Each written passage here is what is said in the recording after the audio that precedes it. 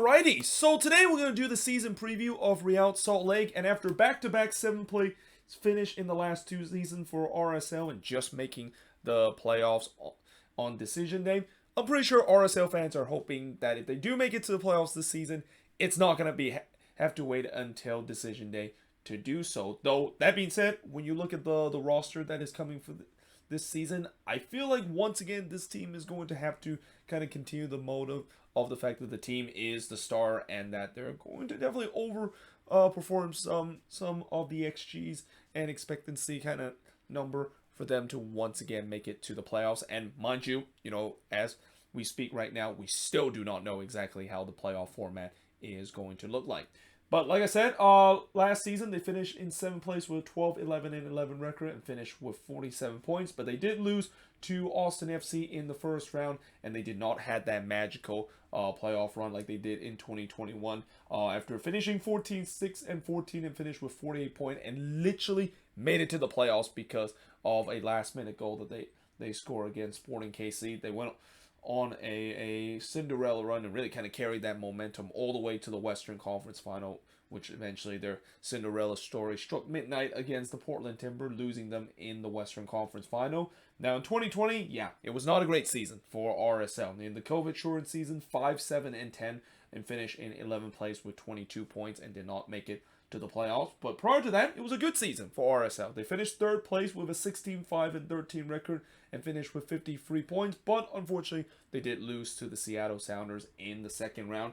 And in 2018, it's the same story. They lost Sporting KC in the 2nd round, and they did finish a little bit worse, 6th place with a 14, 7, and 13 record and finished with 49 points. Now, in terms of some of the players that they added, obviously the biggest name that they added this offseason is Carlos Andre Gomez, a guy that they pay a record amount of transfer fee in order to get him from Mineros, and finally kind of answer the question from this Blitzer and Smith group, the fact that, they have said before that they are willing to spend money and more than ever than what we've seen in the previous regime under this RSL team. And mind you, this is a team that is not known for spending a big amount of money, and it makes sense because RSL is belonging one of the smallest market in MLS, but this ownership have been saying that they are going to show that ambition and they are going to actually splash the cash, and we finally saw that this offseason by getting the likes of Carlos Andre Gomez, who they hope that he is going to come good because, again, a club record transfer fee of, I think it was about $4 million, and also I think they also make him a designated player. They better hope that he, of course, would come well. But they also picked up a couple of players off of the draft, as we've seen that before with RSL team. They're a team that likes to go to the draft and develop players, and also develop players from a very underrated academy. They got Elijah Paul, Emiki Eneli, Afrinelli Sinclair, and also Burton Jackerson in the Super Draft. They also signed Luis Rivera, who they had from Real Monarchs. And then the most recent addition that they had is Brian who most likely is going to be the replacement for Aaron Herrera that they lost this offseason. Speaking of Aaron Herrera, talking about some of the players that they lost this offseason, that includes him going to CF Montreal. They also lost Christopher Garcia, Brett Hasley, Moses Mensah, Bobby Wood, who of course went to the New England Revolution, Johnny Mendez, who went back to his native country in Argentina, Jero Orozco, Tate Schmidt, who recently just signed with the Houston Dynamo, Nick Beasler, Johan Kupperhoff, Jeff Disnub, and then probably the most important piece that they lost this offseason besides Aaron Herrera is Sergio Cordova. I was a little surprised that RSL decided not to bring back Cordova because I think as the season goes on, you can definitely see Cordova was a impact player for this team, especially in that number 9 position. And yeah, it was kind of surprised that they decided to not sign him permanently, and the Whitecaps basically said, well, thank you very much, we're going to be the next team to take him on loan and trying to make our attack decent. Now, in terms of the strength of this team, I think it's definitely the depth and the attack. I mean, minus the center back depth, as I'll talk about, as definitely a weakness to this team. But in general, I think this team is pretty deep in most of the position, and most of the players that is in the depth chart can be easily replaced. Seeing guys that in the starting 11 right now that maybe maybe could suffer a bit of a setback with injuries and stuff like that, and they can have guys easily replace them.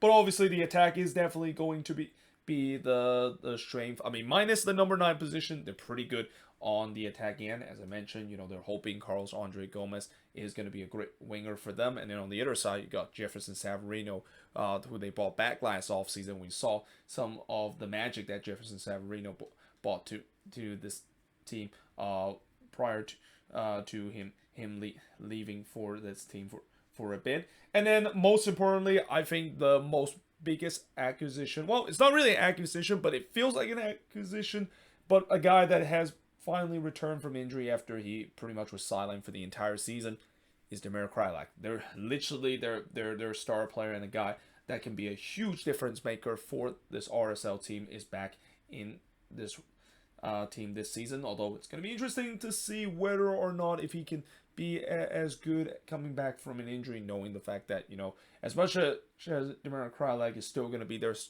their star-studded player and their difference maker on this team, he started getting up to that age. I think he's going to be turning 34 heading into this season, and usually that's where, for most attacker, that's when their not only their prime of their career is over, but they've started to kind of suffer a bit of a fall off. Now, in terms of the big weakness of this team, it's got to be the number 9 position and center back depth. And I'll start talking about the center back depth with the way that right now they do lack that center back depth. I mean, they have some decent center back on this team with Marcelo Silva and Justin Glad, but then behind them, that is where there's big question mark, you got to say, with this team, where they just don't have a lot of depth in terms of that spot. But going to the number 9 position as a big weakness, with the way that they decide not to re-sign Sergio Cordova, now it seems like there's a question of, is it going to be Maswatsky, the one that's going to be the main number 9, or is it going to be Rubio Rubin who gets another chance here? I'm thinking most likely it's going to be Maswatsky. I mean, he's probably going to be the starting number 9 for this team, because Rubio Rubin is unable to play in that first game because if you remember in that Austin game, he got himself sent off, so he's been suspended in that first game. And it's going to be interesting to see how the Moose does, because for Danny Muswaski, I still do feel like it was a big mistake that the Quakes decided to let him go to LAFC, and we saw how during his time with LAFC he definitely thrived with the team, and that he hasn't really gotten a lot of chance to do so with this RSL team. And that I wonder if this is going to be the moment for him to finally get himself a chance to be a regular starting number 9, and could potentially be a decent number 9 for this RSL team. Because again, this is why I gotta repeat myself many times, the fact that I was very surprised they let go of Cordova, and that they just don't have any other decent number 9 option on this team. And again, unless if Wasowski can be like the guy that he was with LAFC, and Rubio Rubin can have a redemption season after just a disastrous second season that he has with RSL, and just he pretty much hit the definition of what a sophomore slump kind of season has hit, that could be a big issue coming into this season for this team. And that also gets to the first big question of this, with the fact that, again, I kind of mostly answered that big question of who exactly will play the number 9 position. As of now, I think it's probably going to be Maswatsi that plays in that position, but who knows? We'll see whether or not if he can maybe grab that starting spot for good, or maybe Rubio Rubin can come in, and if he can be like the Rubio Rubin that we saw doing his first season, that really kind of made himself a bit of a name for this RSL team, then that maybe be his spot to be taken for this RSL team. And then will the return of Damir Kreilach provide much needed spark on the attack this team? I mean, last season it was very inconsistent in terms of how this team play on the attack. They just lacked that creativity at times last season, and I think that's where Damir Kreilach does provide that. Again, I don't say that he's a game changer lightly. The fact that you have seen what he can do for this RSL team, especially during his prime year alongside with Albert Rusnak, and that, yeah, I think this is going to be a much needed spark that they needed, and that I think if they would have got Demir Cry like last season, I would have said that that team could have easily not only make it to the playoffs, but probably wouldn't be fighting until the final day of the season to get themselves into the playoffs.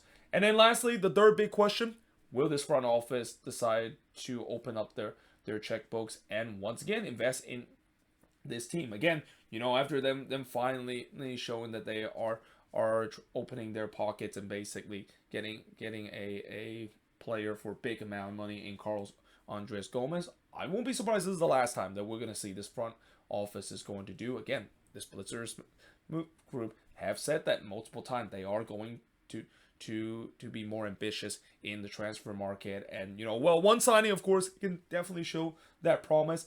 I don't think it's enough in the way that if they want to make that promise come true, I think in the future we could see this RSL team really start to for the first time really in their club history to really start to be that big spender. Well, I wouldn't say as big of a spender as other team, but definitely get into that era where they are going to open the checkbook and they're going to spend some money in order to invest this team. Because imagine if this team has that money to do so, and the front office is given the money and giving Pablo Mastroeni his willing to basically sign some of these players for a big amount of money. This team can definitely be a contender in the Western Conference. But the bonus question for this RSL team is this team maybe this season dark horse or sleeper team to do well in the season? So every season I talk about there's always some dark horses and sleeper team. Last year I thought CF Montreal was that team, and it turns out not only they were a dark horse team, but they turns out to be one of the best team in the Eastern Conference. And when you look at this roster that RSL has had, I mean, sneakily it does have a decent roster. I mean, for many years now, this have always been a team that kind of have defied expectation. And just, when you look at the roster, they might not have the sexiest roster and might not have a lot of big names, but this is always a team that, again, live and die by that moniker of the team is to start everybody on this team perform or even overperform so that they can get themselves to be a surprising contender in the Western Conference. And I feel like that could be the case once again. Don't be surprised if this team can go as high as the top 4 spot in the Western Conference. And that, again, I feel like some people maybe are sleeping on RSL a little bit. Many people think that maybe they'll be just on the cusp of making the playoffs, when in reality, not only they could make it to the playoffs, but they can easily replicate what they did in 2021, which is going all the way to the Western Conference final. But that being said, if you're an RSL fan, let me know in the comments below what do you think of this season preview, and also if you're a fan of RSL too, what do you think is the strength, the weakness, and also free big question coming into this team for this upcoming season. But until then, hope you guys enjoyed this video. If you do, make sure you guys do like, smash the subscribe button, and yeah, I of course will see you guys next time.